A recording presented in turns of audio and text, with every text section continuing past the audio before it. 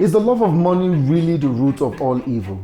The phrase "the love of money is the root of all evil" is often attributed to the Bible, specifically 1 Timothy 6 verse 10. Totally overthinking this topic, to be quite honest. The love of money is the root of all evil. Regardless of its familiarity or its popularity, I am starting to question the choice of words that have been used in the construction of this Bible verse. The love of money is the root of all evil.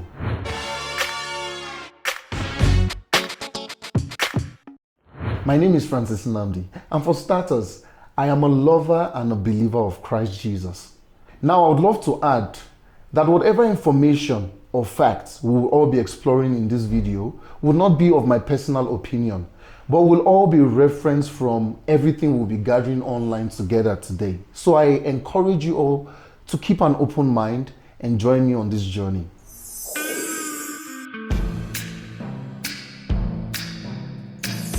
Hello? How far, my guy? I did, bros. How your side now? How your side? Good to see you, man. We thank God. You know as they go now. Wetin dey happen now? No, I'm just trying to explore the topic around the love of money being the root of all evil. Do you care to join me? That one explain itself now. Wetin God did there again? Well, that's the whole point of this video. So, bros, make we see wetin we fit find, based on the small research we go do today. Sabi don come again, When the opportunity comes to make money for anybody, regardless of how it comes, by means of work or a job or a hustle, you find out that oftentimes no one is really in the mood to get the tax done, but because of the promise of payment that has been attached, you find yourself getting the tax done regardless of how you feel. My guy, that will not be love now. Wetin you wan call that one now? No be love of money be that. That one I say you like money. Love of money. Now you go make brother kill him brother because of money. Bros, it's different. Let's take a good look at history and see what we find. What do you think? Oh yeah, now let's go there. In order for us to have a productive research today, I would like us to search for 5 basic questions.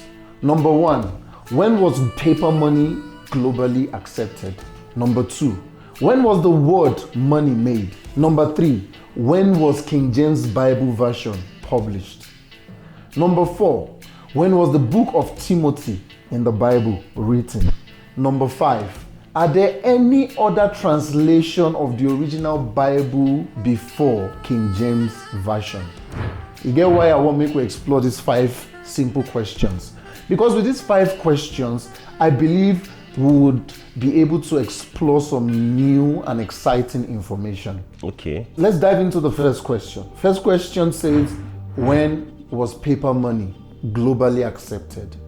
So the first record of the use of paper money was recorded in the 7th century in China by the Tang Dynasty. China! The Tang Dynasty reigned between 1618 AD to 907 AD. For real? However, this form of paper money were not widely adopted beyond China. Guy, come, where you carry all this research come from, sir? Let's go further into this rabbit hole and see what we find. Pardon me for butchering some of the names, okay? This matter is getting even more interesting now. Now, 13th century, you've got the Yuan dynasty in China. The use of paper money became more widespread during the Yuan dynasty between 1271 AD and 1368 AD in China. The government issued the world first official paper currency. Come, my guy. No be Bank of England first comot paper money. But it started in China, unfortunately, and it only got to Europe for the first time in the 17th century. Now, the first European country to issue banknotes was Sweden. This was followed by other European countries experimenting with paper money as a form of currency. Now, late 17th century, you've got the Bank of England, which was established in 1694, played a significant role in the development of modern day banking and the issuance of banknotes. These banknotes became wildly accepted, meaning England only adopted paper money in late 17th century. Okay, at least I give you that one. You don't open my eyes small. Carry on. Going forward down the rabbit hole to 18th century this time around, you've got the colonial America. Now, various American colonies experimented with paper money, with some issuing their own currency. However, they were not fully standardized until the establishment of the United States and the adoption of the US dollar. Now we go forward to the 19th century. The 19th century, here we find out that there was more global expansion of the idea of paper money, only in the 19th century. So throughout the 19th century, many countries around the world adopted paper money as part of their monetary system. Okay. Now the 20th century saw the widespread adoption of paper money as the standard form of currency in most countries. This only started to happen in the 20th century. With the decline of gold standard, many nations transitioned from fiat currency, which are backed by the trust and confidence in the issuing government. Today, paper money is widely accepted globally, and most countries use banknotes as a primary form of currency in conjunction with coins and digital form of money. The transition to digital currency and the use of electronic payment methods are ongoing trend in the modern era. So guys, there you have it, a brief history on how paper money came to be. So our next question is, when was the word money made? The word money has a long history and has evolved over time. Its origin can be traced to Latin. The word moneta in Latin originally referred to a place where coins were minted or money was produced. The term moneta itself is believed to have derived from the Roman goddess Juno Moneta, interesting, who was associated with protecting funds. I'm not sure what exactly that means, but let's move forward. The word money in English can be traced back to the Middle English period. It started to be used in the 14th century. So we've been able to establish that money as a word was made up in the 14th century. Our third question here says, when was King James Bible version published? Now let's see what we find. Okay. Now it says here that the King James Version, popularly known or called as KJV, was first published in 1611. The translation project was commissioned by King James I of England and carried out by a group of scholars commonly known as the King James translators or authorized version translators.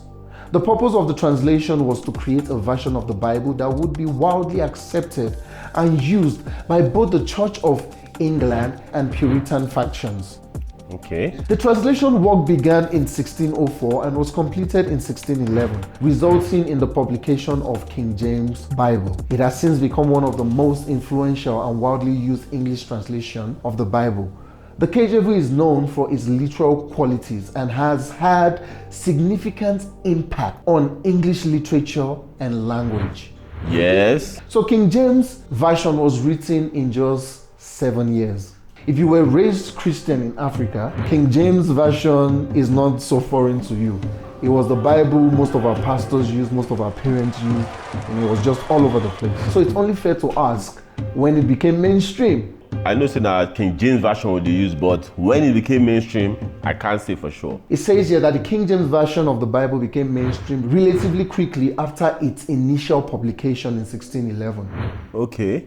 While it did not immediately replace other translations, it gained popularity and acceptance over time. The KJV gradually became the dominant English Bible translation, and by the 18th century, it had firmly established itself as the standard English Bible in both religious and literal contexts. Imagine that. Of course, several factors contributed to why King James Version became mainstream. Number one, royal approval. The royal factor. The translation project was authorized by King James I of England, giving it a sense of royal approval and legitimacy. This contributed to its acceptance within the Church of England and beyond. Yeah. Secondly, we've got literal influence. The KJV is renowned for its poetic and majestic language, which contributed to its popularity in English literature. Many phrases and expressions from KJV has become deeply ingrained in English language. Very true. Liturgical use. The King James Version was widely used in Anglican worship service, further solidifying its place within the Church of England. Its adoption in religious ritual and ceremony helped establish it as the preferred Bible translation. Now we read though. And finally, we've got stability and tradition. Now, the KJV became associated with stability and tradition over time. As other translations emerged, the KJV retained the position as a respected and widely used version of the Bible. While newer translations have been developed since the 17th century, obviously, the King James Version has maintained a lasting influence, and it continues to be appreciated for its linguistic beauty and historical significance. Many religious denominations and individuals still use the KJV for religious study, worship, and memorization of scriptures. Question number 4. Yeah. When was the book of Timothy in the Bible written? This is a very important question because the book of Timothy is the one that has recorded and told us that the love of money is the root of all evil. Let's dig deeper. So it says here that the book of 1st and 2nd Timothy are a part of the New Testament in the Bible. They are considered pastoral epistles attributed to the Apostle Paul and are letters written to Timothy, a young Christian leader. These books are generally believed to have been written in the 1st century AD. So now we've established that the book of Timothy was written in the 1st century. The 1st century, guys. So what are you going to do 1st century now? The word money was not even a thing. Nobody knew how to pronounce money. M-O-N-E-Y. Do you understand? So this is mind-blowing. That's true. Because 1st century, there was not like money. Probably the love of gold. We can, based on say gold coin. They just change them like that. You're supposed to understand now. So now let's move forward to our 5th question. The 5th question says, are there any other translations of the Bible in English prior or before the King James Bible version? The KJV, published in 1611, was not the first English translation of the Bible. Here are some notable English translations that preceded the KJV. First on our list, we've got the Wycliffe Bible. The Wycliffe Bible was published around the 14th century, followed by the Coverdale Bible, which was published specifically in 1535, followed by the Matthew's Bible. Matthew's Bible was published in 1537, and after that we've got the Great Bible, which was published in 1539. And last on our list, we've got the Geneva Bible, which was published in 1560. Not be smart too. Now that we've established that there were various Bible versions that came before King James, now let's see what this other Bible version says about the same Bible verse. 1 Timothy 6 verse 10. The Wycliffe Bible, 1 Timothy 6 verse 10 says, "For the root of all evil is covetousness." First translation. Yes. Not money. "Which some men converting erred from the faith and beset themselves with many sorrows." My man, you sabi research you. These are none of my opinion. This is just us educating ourselves. 1 Timothy 6 verse 10 of the Coverdale Bible says, "For covetousness is the root of all evil, which while some lusted after, they erred from the faith and tangled themselves with many sorrows." Coverdale Bible still makes reference of the word covetousness. My man, this thing is talking about covetousness, not money. The context is different. On our next list, we've got the Tyndale's New Testament version. The Tyndale New Testament version says, "Howbeit a great advantage, whoso is godly and holdeth himself content with what he had." I don't know, this is way more different. No covetousness, no money, but I guess it's trying to say, learn to be content with what you have. I don't know. Yeah. Let's move forward to our next Bible version, which is the Matthew's Bible. The Matthew's Bible says, "For covetousness is the root of all evil, which while some lusted after, they erred from the faith and tangled themselves with many sorrows." Again, a consistent repetition of the word covetousness. I can understand the translations are getting better. Yeah, they explain the first one properly. Next on the list, we've got the Great Bible. The Great Bible, published in 1539, says, "For covetousness of money." What? Wait first, I don't understand. Covetousness of money. How they take shift covetousness just like that? When money can't replace, in fact, no.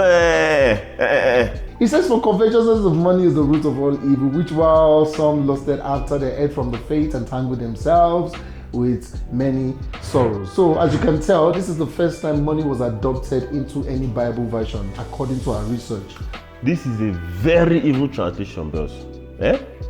It's like there's a definite intention to get that word covetousness out. I can't remember when last somebody used the word covetousness in a very random day-to-day conversation. You hardly see that because it's not a very familiar word. Now, so they just dribble the word common for the Bible, bros. Imagine that. So for those of you who don't know what covetousness means, covetousness is the strong wish to have something, especially something belonging to someone else. I was going to ask you, what the hell is covetousness? It just makes more sense to say covetousness is the root of evil, knowing what it means. This is so interesting, I can't even believe. But let's go forward to the Geneva Bible, which was published in 1560. When you go to the Geneva Bible, you now find out that covetousness was completely wiped out. Because the Geneva Bible says this, it says, for the desire of money is the root of all evil, which while some lusted after they erred from the faith and pierced themselves through with many sorrows. By changing words like covetousness to money, it subconsciously demonizes money in itself. So the whole point of this video is first to remind us that in life, anything can be weaponized against you. And yes, that includes the Bible. It's safe to say that some things in mainstream Bible might or may have been wrongly translated. That's the unfortunate reality. The way my eye just opened now. Love of money, root of all evil. Man, that's not even the Bible. Based on all those translations, money was not what they were talking about. Covetousness is not money. We are all covetous. It's inborn, it's factory fitted. So it is right for us to always do a constant or a consistent comparison with mainstream Bible and history. Bruh, you got to love the money. You got to love money. Man, hustle for your money, my guy. Now the same people that are telling us that we should not love money are the same people having all the money. Man, I love money. Die. So covetousness is the root of all evil. Money is not the root of all evil. And I encourage you guys to love money more. Understand how it works, especially in today's society. If you want more videos like this, please hit the subscribe button. Don't forget to like, share. Whatever your opinion is about our findings in this video, please leave your comments in the comment section below. That being said, I'm Francis Nambi. Thanks to Bush Peking. And yeah, I'll see you all next time.